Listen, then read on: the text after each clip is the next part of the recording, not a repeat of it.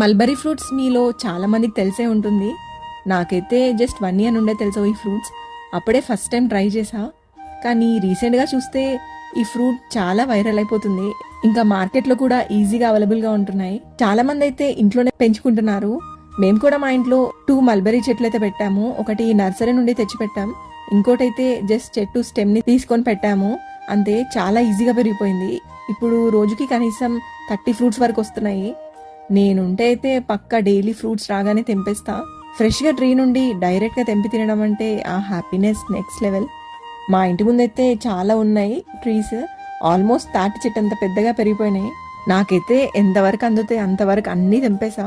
ఇంకా ఈ ఫ్రూట్స్ వల్ల చాలా హెల్త్ బెనిఫిట్స్ కూడా ఉన్నాయి. మెయిన్గా స్కిన్కి చాలా మంచిది అంటారు.